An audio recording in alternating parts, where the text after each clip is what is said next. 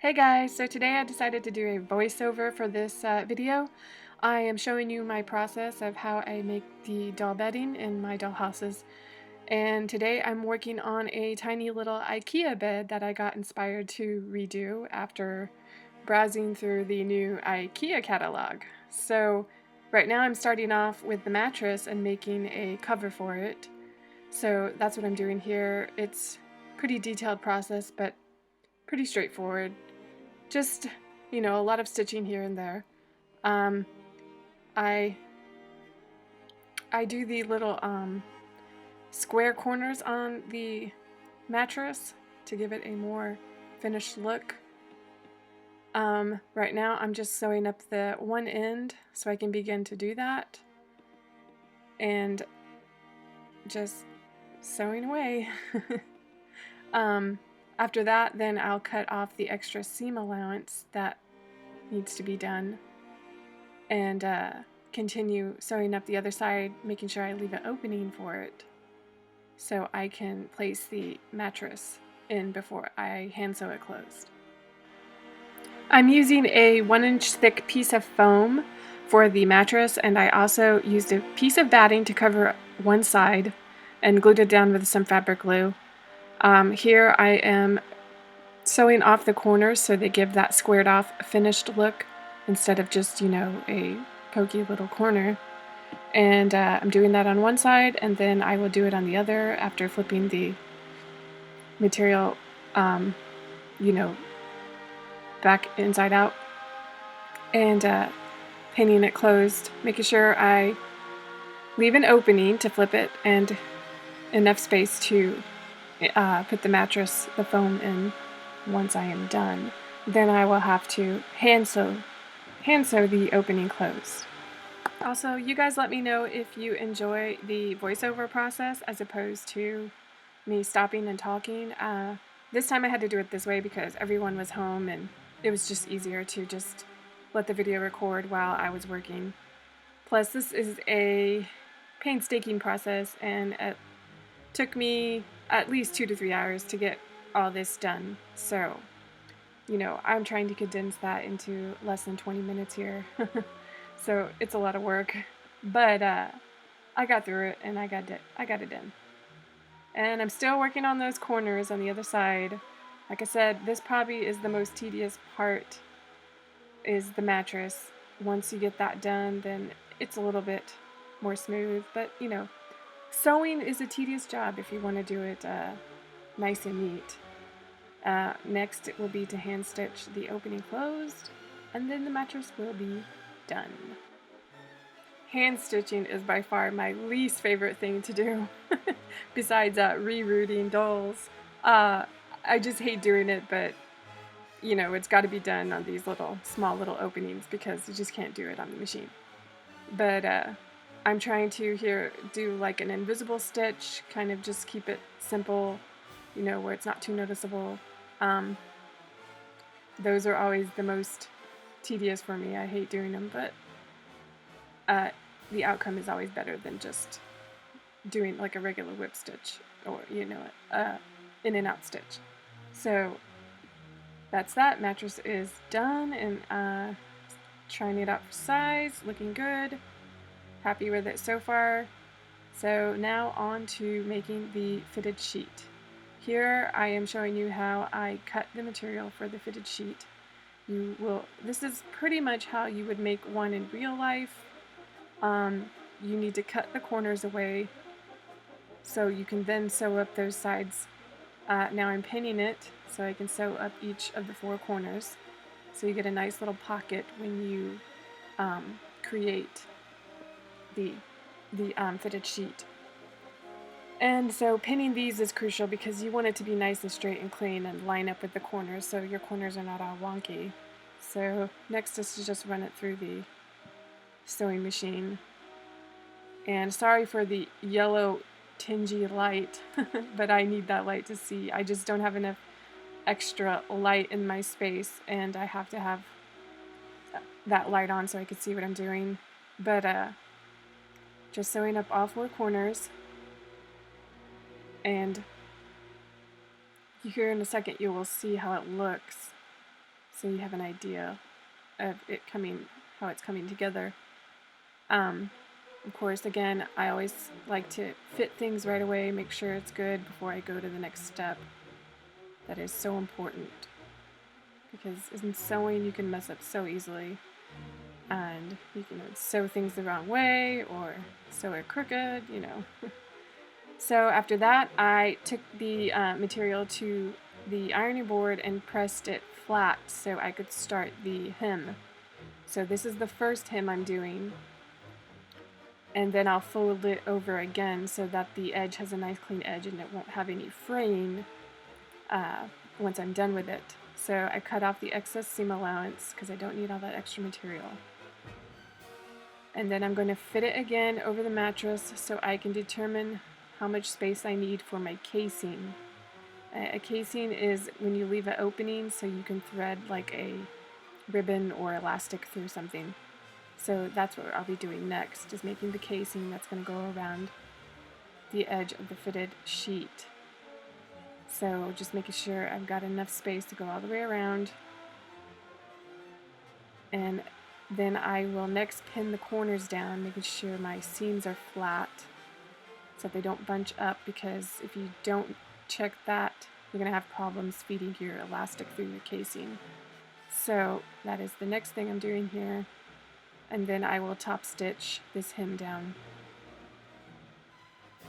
and leave at least about a 1-inch opening so you can feed your elastic through, and then stitch it closed once you're done.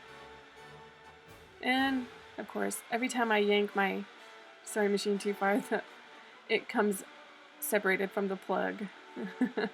This is my little tiny mini Kenmore. I had a larger one that was gifted to me after my grandmother passed, but it has not working. I need to get it serviced. The bobbin thread is not feeding, and I tried to fix it and I gave up on it. So I'm gonna have to look into either getting it fixed or just buying another machine. But this Kenmore has gotten me through. It's a little mini, but it can power through pretty well. But it's getting old. I've had it for, I don't know, 15 plus years, so it might be time to move on to something bigger and better. Okay, so here I am feeding the elastic through with a small safety pin to help me get it through the casing and feed it all the way through around. I'm using a very small, soft elastic. It's, I think, 1/8 of an inch thick elastic. It's very easily stretched. It's real soft. It's not super taut. So now I just need to pull the elastic tight. You don't want to pull it too tight. I screwed up and did that once before, and my mattress looked all like smushed in on the sides. No, I had to redo the elastic because I just made it too tight. So you want it to be snug, but not super snug. So once you do that, and you get it to the nice gathered thickness, or that you like, then that's it. You're good.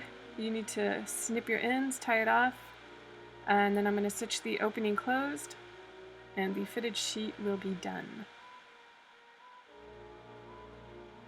So I like to make the bedding like this because that way if I get tired of this look, I don't have to make a complete new mattress and everything with this I can just switch out the actual sheet. So now I am working on the pillows, or the one pillow so far. There's a couple other pillows that I make. So this is the actual pillow, and I stitch it up one side and then partially down the other and leave an opening, and then go back down the other side. So that way I can flip it inside out and stuff it and then hand sew it closed. So pretty straightforward, pretty simple. I could do the opening close on the machine, but I don't like the look it gives, so I just take the extra 2-3 minutes to hand stitch it, even though it's my least favorite thing to do. So now I'm working on the pillowcase. I take the pillowcase to the ironing board and iron over the hems of the opening, and I do a double stitch down both of the hems to give it a more decorative look. It's not completely noticeable unless you have it right up there because the thread is white. So there are other ways you can do the pillowcase to make it look more realistic, like when they have like piping and stuff on the edge of the pillowcase. But I think that would just add too much bulk to my pillow, and that's not necessary right now for what I'm doing here. So once it's all stitched up, I cut the corners on the one side. You can see the stitching and poke out the corners. And now the pillow needs to be stuffed. Oh yes, gotta stuff that pillow. I try not to stuff my pillows too tight because I like to be able for the dolls to kind of smush them around and form them a little. So I don't overstuff them to where they're like too bouncy. I like to give them a little bit of give. And now I'm hand stitching. I hate hand stitching. God, I hate hand stitching. Anyways, I'm doing a simple whip stitch here right at the edge of the fabric. Since the material's white and the thread is white, it blends in pretty seamlessly and you won't notice it. And I always place the stitched end to the inside of the pillow so you can't see it when you look into the opening of the pillowcase. And that's it. And there's your pillow and your pillowcase. And I have a pattern that I made years ago that I use for my standard size pillowcases. I could have made a smaller one for this bed, but I figured, you know what, in real life, you don't go finding mini pillows for kids' beds. You just use whatever you have on hand or whatever. So, and that's what I did here. I just used a regular full-size pillowcase that I use for the standard size Barbie doll beds. And next is the blanket. I did a fleece side and then a white cotton side on this one. I usually put batting, not batting, but you know, like a little bit of, I guess batting, a little bit of material in between those two pieces of material to give it more of a comforter look. But because this bed is so small, I chose not to do that this time because otherwise the blanket would just be sticking out on the sides and it wouldn't fold down as neatly. So here I'm sewing up the sides, making sure to leave an opening for flipping the fabric right side out, cutting the corners. And I'm using material that I had on hand. I didn't go buy any new material for this because I have plenty of material that I need to use up. Because every time I go to the store, I see more material I want to buy, and I'm like, okay, you don't need that. You got enough already. But, you know, the trends change and material changes too, along with everything else. And I'm like, this stuff's out of date. I need new stuff. So, just checking the fit here, making sure it fits nicely. And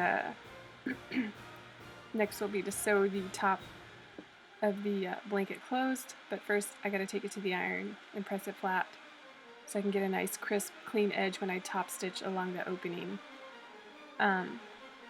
I could have hand stitched this closed, but I figured a top stitch would work fine. I did not want to hand stitch this whole thing.